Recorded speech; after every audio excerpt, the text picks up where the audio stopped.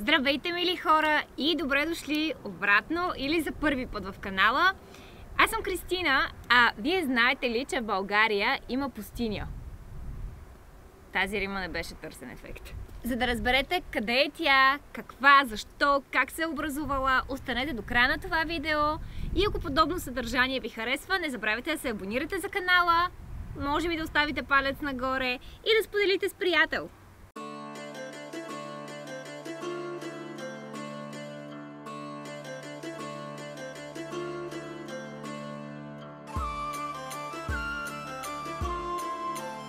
Намираме се на територията на побити камъни. Уникалните каменни образования се намират само на 18 км от град Варна и са датирани на повече от 50 милиона години. Ние се намираме на централната група камъни, който е официалният туристически обект, но всъщност образованията са разположени на територия от 7 квадратни километра и са пръснати из съседните села. Там има някои по-малки групички, но тук са най-големите и най-забележителните. Природният феномен побити камъни е единствената пустинна местност в нашата страна и една от първите защитени територии в България още през 1938 година. Освен основният ансамбъл, има още няколко големи впечатляващи групи в близост до селата Слънчево, Страшимирово, Белослав и някои по-малки. Побитите камъни представляват варовикови колони с височина достигаща 7 метра и дебелина от 0,3 до 3 метра. Изглеждат като побити в пясъка и оттам идва и името им. Колоните са без твърди основи, кухи и запълнени с пясък. Някои от тях са разположени на етажи с обща височина от 5 метра. Няколко са както легендите за произхода на мястото, така и научните теории. При входа, който е 5 лева за възрастни, ви провеждат кратка и много интересна беседа, в която ви запознават с някои от научните теории, от легендите. Също така трябва да знаете обаче, че обектът не работи понеделник и вторник. Входът не работи, иначе отново може да посетите. Има две основни групи научни теории, според които са се оформили камъните. Според първата и най-популярна, преди 50 милиона години, тук е съществувало море, наречено от геолозите Лютеско. Оттеглянето на водата довело до отлагане на неорганични материали, които ерозирали и придобили днешните си интересни форми. Втората група твърдения са на привържениците на органичния произход. Според тях, каменните колони са останки от коралови рифове, вкаменени газови извори или вкаменена гора. Интересно е твърдението на грузинския геолог Лео Давиташвили и преподавателят в Софийския университет Красимира Захариева, според които каменните колони имат палеобиологичен характер, т.е. в образуването им са взели участие някои растителни видове гигантски водорасли и някои тропически дървета. С времето, след като растението изгние, то оставя кухина, каквато имат много от колоните днес. Приведени са и множество доказателства, подкрепящи тази теория. Една от най-предаваните легенди пък разказва, че нашето Черно море се е простирало чак до тук, а пясъчният бряг бил охраняван от множество титани. В близкото село живеел юначен момък, чиято смелост толкова впечатлила Бог, че той решил да го дари с безсмъртие. Имало само едно условие – Бог доверил на Левента името си.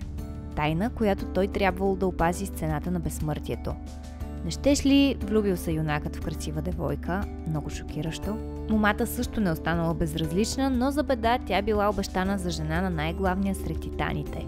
Разгневил се титанът и извикал момъка. Казал му, че ако иска хубавицата, трябва да му разкрие името на Бог. Посърнал юнакът какво да прави, прибрал се вкъщи и мислил цяла нощ.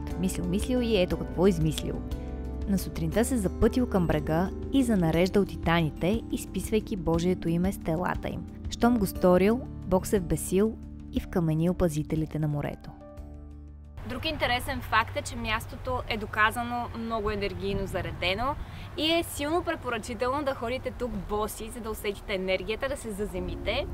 Аз походих малко боса и пак се обух.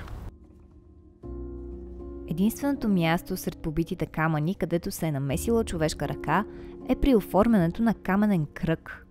Смята се, че това е най-силният енергиен център на мястото. Това образование тук зад мен е наречено кръгът на желанията и се смята, че ако си пожелаете нещо вътре в кръга, то ще се сбъдне. И между другото в информационния център на входа има доста писма от хора от цял свят, които явно са си пожелали нещо, което се е сбъднало и пишат благодарствено писмо обратно до обекта. Време да си пожелая и аз.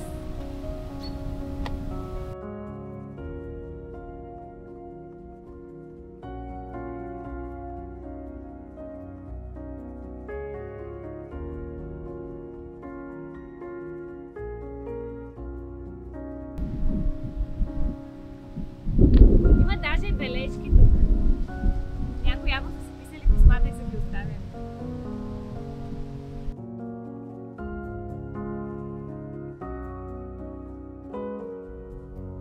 Друг факт в подкрепа на твърдението, че мястото е много енергийно заредено, е това, че растат много лечебни билки, най-вече глок, белег за наличието на силна енергийна зона. Разхождайки се измежду камъните, ще откриете най-различни лица, форми и силуети. Някои от тях си имат имена, но не случайно няма поставени табели, няма пътеки, защото всичко е оставено на вашето въображение. И колкото повече го развихрите, толкова повече форми ще намерите в скалите. А пясъкът тук е най-финият, който може би сте виждали. Въпреки че обектът е много посещаван както от българи, така и от чужденци, спокойно може да намерите тук и малко уединение, което никога не е излишно.